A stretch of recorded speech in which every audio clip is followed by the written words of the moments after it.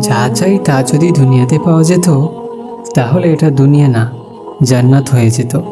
কিছু এলোমেলো ঝড়, কষ্টের দমকা হাওয়া, কিছু অপ্রাপ্তির ভিড় তোমায় কষ্ট দেবে। যন্ত্রণাগুলো পাহাড়ের মতো দেখবে, মাঝে মধ্যে বুকটা ভারী হয়ে আসবে। তবে কখনোই হতাশ হইও না, ভেঙে পড়ো না, কারণ এটাই দুনিয়া।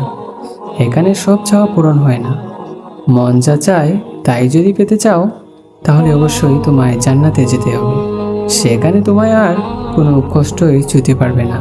এই যে ছোটোখাটো কষ্টগুলো তোমায় আঘাত করে, এগুলো মূলত তোমাকে জান্নাতের নিকটবর্তী করে এবং আল্লাহর সন্তুষ্টির দিকে দ্রুতগতিতে নিয়ে যায়। আর এখানে সুখ দুঃখ কোনোটাই স্থায়ী নয়। এখানকার সব কিছুই সাময়িক, আর আখেরাত হলো চিরস্থায়ী। সেখানকার সুখ দুঃখ চিরস্থায়ী। ক্ষণস্থায়ী কষ্টগুলোর ব্যাপারে এত চিন্তা করে কি লাভ? আল্লাহ সুবহানাহু ওয়া তাআলা বলেন, জান্নাতে তোমাদের জন্য তোমাদের মন যা চায় তাই আছে।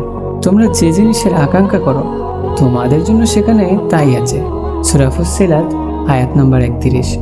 তাই স্বপ্নগুলো আখিরাতের জন্য বাঁচিয়ে রাখো। হতাশ হয়ে নিজেই নিজের উপর জুলুম করো না।